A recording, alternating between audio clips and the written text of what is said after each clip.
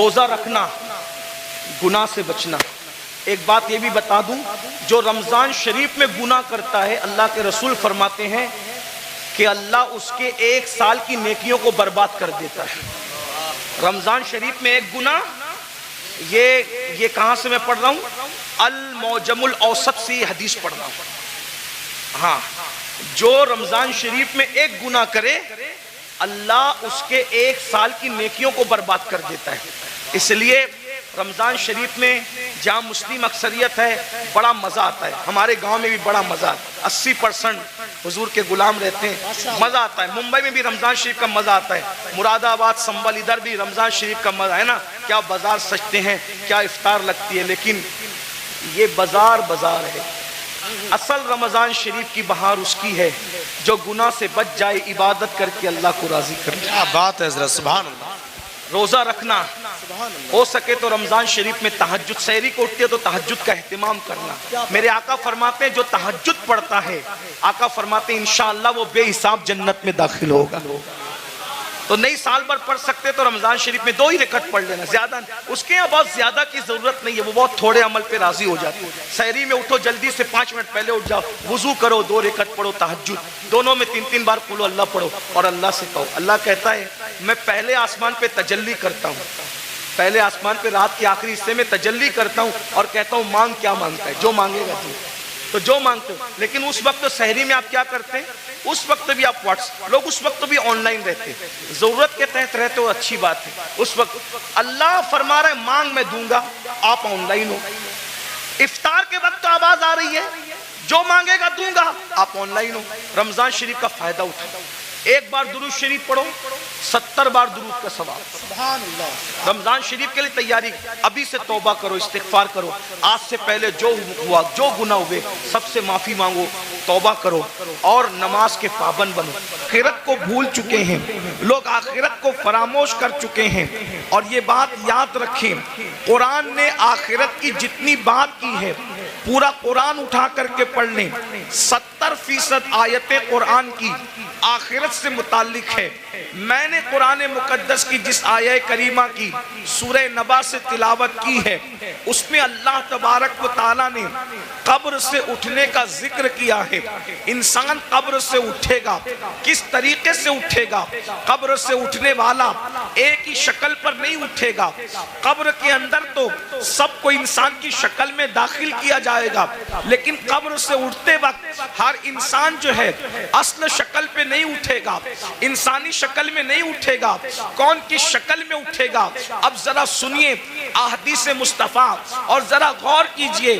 قرآن کہتا ہے یوم ینفخ فی الصور فتأتون افواجا، اور اس دن جب سور پھونکا جائے گا تو لوگ فوجوں فوج اپنی قبروں سے نکلیں گے، یعنی اللہ کی بارگاہ میں حاضر ہوں گے۔ تو جب انسان اپنی قبر سے باہر نکلے گا تو قبر سے باہر نکلنے کی کیفیت کیا ہے؟ صحابہ کرام نے پوچھا یا رسول اللہ صلی اللہ تعالی علیہ وسلم، یہ بتائیں کہ جب انسان اپنی قبر سے باہر نکلے گا تو اس کی کیفیت کیا ہوگی، اس کی حالت کیا ہوگی، کس پوزیشن میں وہ نکلے گا؟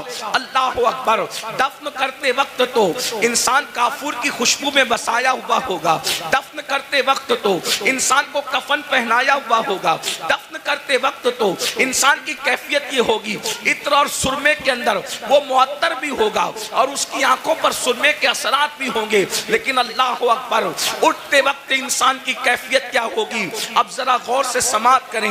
اللہ اکبر۔ میرے آقا مصطفیٰ کریم رؤوف الرحیم صلی اللہ علیہ وآلہ وسلم اپنے صحابہ سے ارشاد فرماتے ہیں، اے میرے صحابہ، کچھ لوگ قیامت کے دن جب اپنی قبر سے اٹھیں گے تو ان کی آنکھیں نہیں ہوگی، وہ اندھی آنکھیں لے کر کے اٹھیں گے، آنکھوں میں بینائی نہیں ہوگی، وہ آنکھوں میں روشنی نہیں ہوگی۔ ذرا تصور تو کریں، جو دنیا میں اندھا ہوگا وہ آخرت میں اندھا ہو ضروری نہیں ہے، جو دنیا میں بیمار ہوگا وہ آخرت میں بیمار ہو ضروری نہیں ہے۔ اللہ اکبر۔ اس لیے کہ دنیا کی بیماری کی کوئی حیثیت نہیں ہے، اللہ اللہ، لیکن میرے اور آپ کے آقا مصطفیٰ کریم رؤوف الرحیم صلی اللہ علیہ وآلہ وسلم وسلم ارشاد فرماتے ہیں کچھ لوگ اپنی قبر سے اندھے اٹھیں گے، یعنی ان کی آنکھیں نہیں ہوگی۔ اب مجھے بتائیں جب ان کی آنکھیں نہیں ہوگی تو وہ اللہ کا دیدار کیسے کریں گے؟ وہ رسول اللہ کا دیدار کیسے کریں گے؟ وہ اولیاء اللہ کا دیدار کیسے کریں گے؟ صحابہ کرام بے چین ہو گئے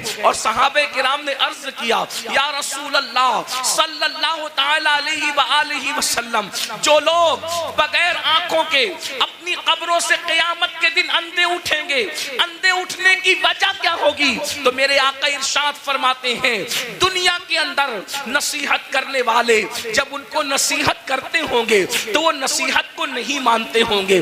دنیا کے اندر جب ان کو اللہ سے ڈرایا جاتا ہوگا تو وہ اللہ سے ڈرتے نہیں ہوں گے۔ مثال کے طور پر آج بھی آپ دیکھیں بہت سارے مسلمان ہیں جو اللہ رب العزت کے بندے جب ان کو نصیحت کرتے ہیں تو وہ نصیحت مانتے نہیں ہیں۔ مثال کے طور پر اللہ اکبر، جیسے کہ اگر کسی کے گھر میں شادی میں ڈی جے بجایا جا رہا ہو، میوزک بجایا جا رہا ہو، گانے بجایا جا رہا ہو، اور اگر کوئی عالم کہے کہ بھائی ڈی جے نہ بجاؤ یہ حرام ہے، گانے نہ بجاؤ یہ حرام ہے، تو پلٹ کر کے نصیحت نہیں مانتے بلکہ کیا کہتے ہیں دولت ہماری ہے، مولوی کا کیا بگڑتا ہے، مال ہمارا ہے، مولوی کا کیا بگڑتا ہے۔ سن لو اللہ کے نبی نے تمہیں وقت سے پہلے آگاہ کیا، مرنے والوں موت آنی ہے، مرنے کے بعد قیامت کے دن قبر سے اٹھنا ہے۔ اگر تم نصیحت نہیں مانتے اور دولت کے نشے میں غرور و گھمنڈ کے اندر ڈوب کر کے خدا کی نصیحت کو پیٹ کے پیچھے ڈالتے ہو تو قیامت کے دن اندھے اٹھنے کے لیے تیار ہو جاؤ۔ سن لو دولت کے غرور اور گھمنڈ میں خدا کی نصیحتوں کو فراموش کرنے والوں، یہاں کسی کی آنکھیں اندھی ہوگی کوئی راستہ پکڑ کر کے چلا دے گا، یہاں کسی کی آنکھیں اندھی ہوگی کوئی سہارا دے کر کے پار لگا دے گا، یہاں کسی کی آنکھیں اندھی ہوگی کوئی نہ کوئی مدد کے لیے آ جائے گا، مگر قیامت کے دن اللہ کی نصیحتیں نہ ماننے کی بنیاد پر جب تمہیں اللہ اندھا اٹھائے گا نہ وہاں لاٹھی ہوگی، نہ کوئی سہارا ہوگا، نہ کوئی مددگار ہوگا۔ اندازہ فرمائے قیامت کے دن دفن ہونے کے بعد اپنی اپنی قبروں سے اٹھنا ہے۔ بولو نصیحت مانتے ہیں لوگ؟ آج کل بہت سے لوگ نصیحت نہیں مانتے۔ اور ایک بات بتاؤں، نصیحت ماننا یہ بھی ایمان کی علامتوں میں سے ایک علامت ہے۔ نصیحت ماننا ایمان کی نشانیوں میں سے ایک نشانی ہے۔ قرآن کہتا ہے وَذَكِّرْ فَإِنَّ الذِّكْرَى تَنفَعُ الْمُؤْمِنِينَ، کہ نصیحت کرو کہ نصیحت مومنین کو فائدہ دیتی ہے۔ پتا چلا جو نصیحت قبول کرتے ہیں وہ مومن لوگ ہیں، اور جو نصیحت قبول نہیں کرتے وہ اپنے بارے میں خود سوچیں کہ وہ کیا ہیں۔ اس لیے نصیحت قبول کرو۔ آج نصیحت قبول نہیں کی جاتی۔ اگر کسی مسلمان کو کہو بھائی چہرے سے داڑھی منڈانا یہ یہودیوں کا طریقہ ہے، چہرے سے داڑھی منڈانا یہ مشرکین کا طریقہ ہے، چہرے سے داڑھی منڈانا یہ اللہ رسول کے دشمنوں کا طریقہ ہے، تو آج کا مسلمان کہتا ہے ارے مولانا اگر میں داڑھی رکھوں گا تو کیسا لگوں گا، میری بیوی پتہ نہیں اجازت دے گی کہ نہیں دے گی۔ میں پوچھنا چاہتا ہوں میرے بھائی، بیوی سے پیار ضرور کرو لیکن بیوی شریک حیات ہے، شریک ممات نہیں ہے۔ جیسے ہی روح کا رشتہ جسم سے ٹوٹ جائے گا یہ بیوی قبر میں نہیں آئے گی، اللہ اکبر، لیکن خدا کے عذاب میں گرفتار کر دیے جاؤ گے۔ تو پہلی چیز اللہ کے سچے رسول صادق و مصدوق مصطفیٰ کریم رؤوف الرحیم صلی اللہ علیہ وآلہ وسلم فرماتے ہیں جو نصیحت نہیں مانتے، جو حق کو قبول نہیں کرتے، وہ قیامت کے دن اندھے اٹھائے جائیں گے۔ یہاں ایک بات کا اور اضافہ کر دوں، بہت سی چیزوں میں نصیحت کی جاتی ہے، حرام کام نہ کرو، بدعات نہ کرو، خرافات نہ کرو، جرائم نہ کرو، گناہ نہ کرو، بد مذہب گستاخ رسول سے دوستی نہ کرو، ان سے رشتہ داری نہ کرو، بہت سی چیزیں کہی جاتی ہیں، لیکن ہماری قوم نصیحت ماننے کے لیے تیار نہیں ہے۔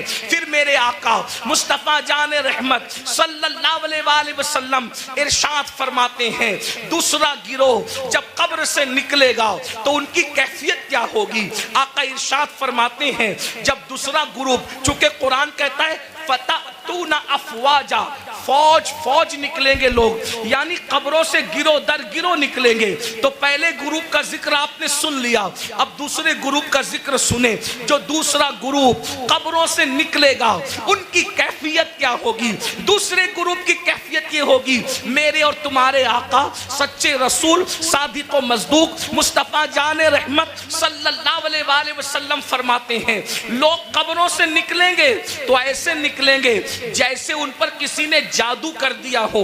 हालांकि उस दिन कौन किस पे जादू करेगा? जैसे जादू जिस पे किया जाता है तो उसका चेहरा कैसे बेरौनक होता है, सूना सूना होता है, उसके चेहरे पर जो है हसासियत नहीं होती, उसका चेहरा जो है अल्लाह अकबर खूबसूरत नहीं लगता। बल्कि सिर्फ समझाने के लिए कह रहा हूँ, चेहरा मनहूस सा लगता है, डरावना सा लगता है। आका फरमाते हैं कुछ लोग अपनी कब्रों से उठेंगे, मफहूम के तौर पे अर्ज कर रहा हूँ, तो ऐसा लगेगा कि जैसे उन पे किसी ने जादू किया, हालांकि किसी ने जादू नहीं किया होगा। ऐसा लगेगा जैसे इसको किसी आसेब ने छू लिया, लेकिन उसको आसेब ने नहीं छुआ होगा।